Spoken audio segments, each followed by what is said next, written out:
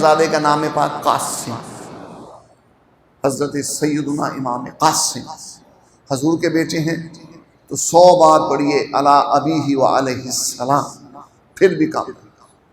اور حضور کے دوسرے شہزادہ پاک ہیں حضرت سیدنا امام عبداللہ، کیا نام پاک لیا؟ حضرت سیدنا،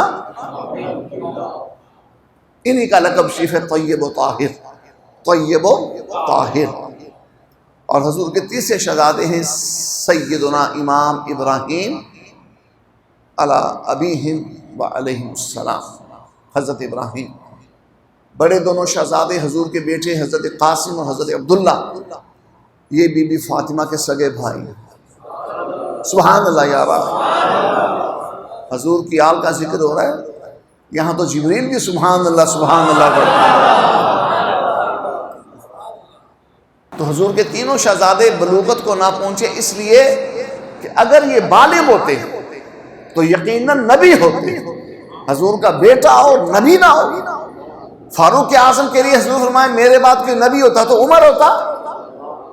اگر حضور کے قدموں میں بیٹھنے والے حضور کے غلام صحابہ یہ نبوت کے تقدس کو پا سکتے ہیں، یعنی نبوت کا منصب پا سکتے ہیں، ان میں یہ لیاقت، یہ اہلیت اللہ نے رکھی ہے کہ اگر نبوت چلتی تو فاروق اعظم نبی ہوتے۔ جن کے قدموں میں بیٹھنے والے یہ ملکہ یہ مقام پا گئے تو ان کے جگر کے ٹکڑے قاسم، عبداللہ، ابراہیم کا مرتبہ اور مقام کیا ہوگا؟ ارشاد ہوا ما کان محمد ابا احد من رجالکم، کہ حضرت محمد صلی اللہ علیہ وآلہ وسلم تمہارے مردوں میں سے کسی کے باپ نہیں۔ کیا مطلب اس کا؟ من رجالکم، رجال جمع ہے اور اس کا واحد ہے رجل، جس کا مطلب ہے بالغ مرد، جوان انسان جو بلوغت کو پہنچ چکا ہو۔ بچہ مرد نہیں کہلاتا، بچہ ہے، صبیٌ ولد۔ اور جب رجل کا لفظ بولا جاتا ہے اس کا مطلب بچہ نہیں ہوتا بلکہ بالغ انسان۔ ہمارے اس خطے میں مردوں کی جو عمر بلوغت ہے وہ 13-14 سال ہے۔ اب اس آیت کا مطلب سمجھیے، اللہ فرما رہا ہے کہ تمہارے نبی جناب محمد مصطفیٰ صلی اللہ علیہ وآلہ وسلم تم بالغ لوگوں میں، مردوں میں کسی کے باپ نہیں۔ حضور کے بیٹے ہوئے، اللہ نے حضور کو بیٹوں کی نعمت بھی عطا فرمائی۔ وہ کون سی نعمت ہے جو اللہ نے حضور کو عطا نہ فرمائی؟ وہ نعمت ہی نہیں ہے جو حضور کی بارگاہ میں نہ پہنچے۔ فضل و کمال اسی کا نام ہے جو حضور کی بارگاہ میں حاصل ہوا۔ نعمت، رحمت، برکت اسی کا نام ہے جو حضور کی بارگاہ میں حاصل ہوا۔ فرمایا تم مردوں میں، بالغ لوگوں میں حضور کسی کے باپ۔ حضور کے بیٹے ہوئے حضرت قاسم، حضور کے پہلے بیٹے، کیا نام لیا؟ حضرت قاسم۔ اور اسی پہ رسول پاک کی کنیت مبارکہ ہے ابو القاسم۔ ابو القاسم کیا کنیت مبارکہ ہے؟ کنیت اس نام کو کہتے ہیں جو بیٹے کے نام پہ رکھا جائے۔ حضور کے بیٹے کا نام ہے حضرت قاسم علی ابیہ و علیہ السلام۔ تو ان کی نسبت مبارکہ سے حضور نے اپنا نام شریف رکھا بولیے ابول۔ اعلیٰ کیا فرماتے ہیں؟ کیوں نہ قاسم ہو کہ تو ابن ابل قاسم ہے۔ اعلیٰ حضرت غوث پاک کی بارگاہ میں کیوں نہ قاسم ہو کہ تو ابن ابل قاسم۔ قاسم کہتے ہیں اللہ کی رحمتیں، اللہ کی نعمتیں لوگوں میں بانٹنے والے۔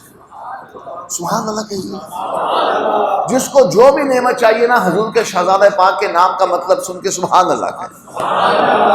قاسم کا مطلب ہے نعمتیں۔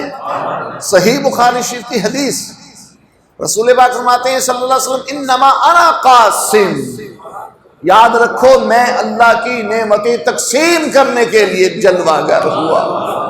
انما انا قاسم واللہ یعطی، اللہ عطا فرماتا ہے اور میں تقسیم فرماتا ہوں۔ محدثین کرام اس حدیث کی شرح میں لکھتے ہیں، پڑھیں نظم القاری، اور پھر اوپر کی بڑی کتابیں آپ کو پتہ چلے، محدثین کرام نے فرمایا کہ یہاں رسول پاک نے مطلقاً فرمایا کہ میں تقسیم کرنے والا ہوں، تخصیص نہیں کی، شرط نہیں لگائی کہ بس میں اتنا دیتا ہوں، بس یہ دیتا ہوں، بس وہ دیتا ہوں، نہیں، عرش سے فرش تک جو کچھ بھی ہے سب حضور کا بانٹا ہوا ہے، حضور کا تقسیم کیا ہوا۔ نزہۃ القاری میں محدث اعظم پاکستان مولانا سردار احمد صاحب رحمۃ اللہ علیہ، آپ کے ماء ناز شاگرد مرید و خلیفہ، اور مفتی اعظم ہند کے بھی آپ خلیفہ ہیں، حضرت علامہ شریف الحق امجدی رحمۃ اللہ علیہ، آپ لکھتے ہیں باقی نعمتیں تو رہی ایک طرف، زندگی اور موت ان پر بھی اللہ نے رسول پاک کو اختیار تام عطا فرمایا ہے۔ زندگی بھی ملتی ہے تو در مصطفیٰ سے ملتی ہے، کیا بچے بیمار غم قرب مسیحا چھوڑ کر، حسن میاں فرماتے ہیں۔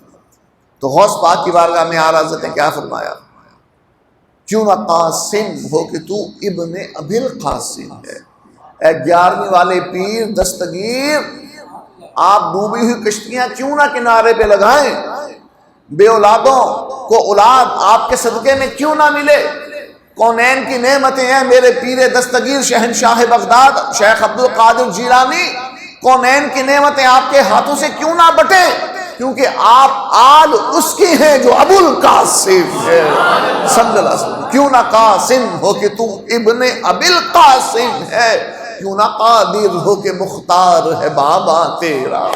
سبحان اللہ یارا، اتنا میٹھا شعر اعلیٰ حضرت غوث پاک کی بارگاہ میں پیش کیا کہ اے غوث پاک، آپ اللہ کی نعمتیں تقسیم کرتے ہیں، کونین کی نعمتیں بانٹتے ہیں، کیونکہ آپ کے نانا جان ابو القاسم ہیں، آپ کے نانا جان ابو القاسم ہیں۔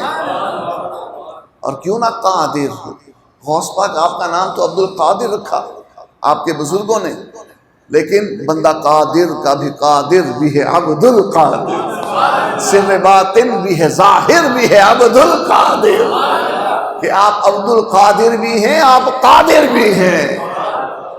کیوں نہ قادر ہو کہ مختار ہے بابا، کتنا پیارا انداز ہے یار، بولیے سبحان اللہ۔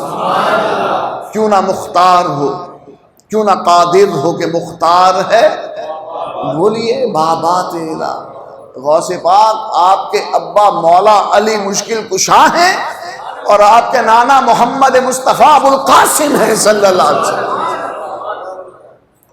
تو حضور کے پہلے شہزادے کا نام پاک قاسم، حضرت سیدنا امام قاسم، حضور کے بیٹے ہیں تو 100 بار پڑھیے علی ابیہ و علیہ السلام، پھر بھی کم۔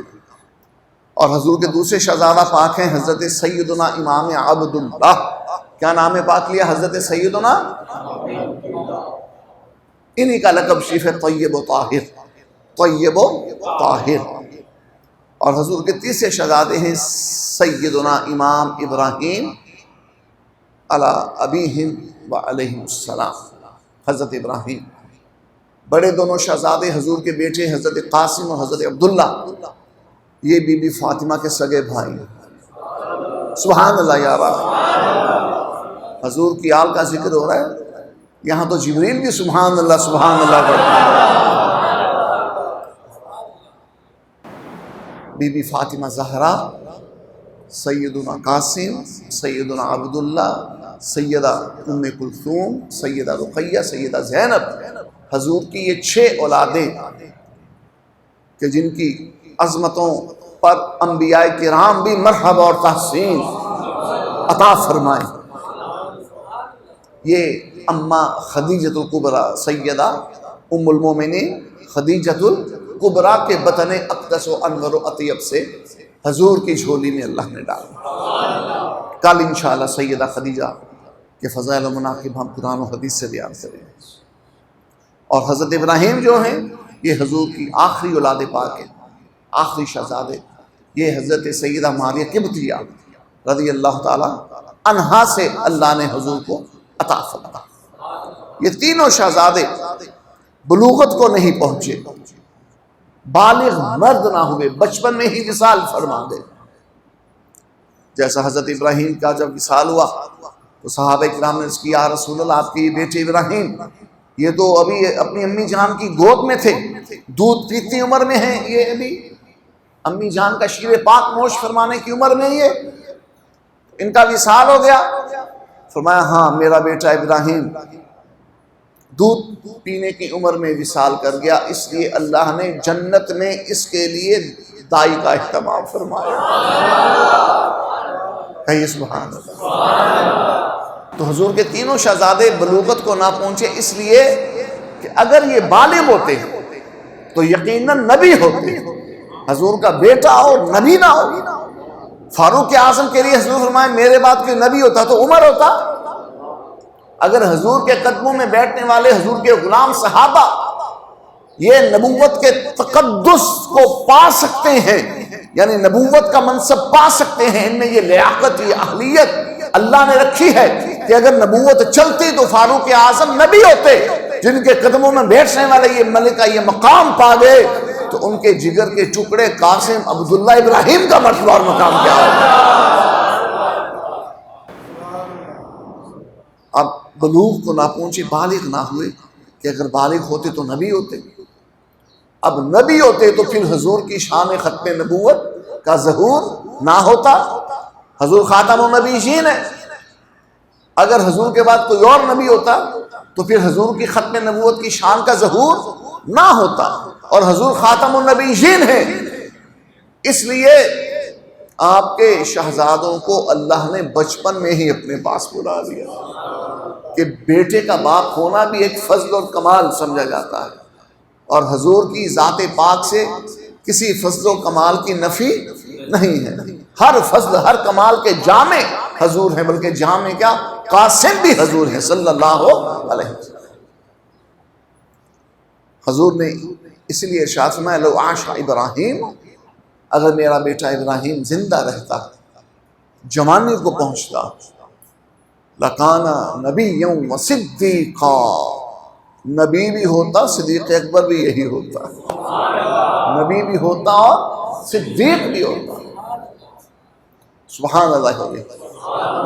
اس لیے اللہ نے فرمایا ما کان محمد ابا احد من رجالکم، کہ حضرت محمد صلی اللہ علیہ وسلم تم مردوں میں سے کسی کے باپ۔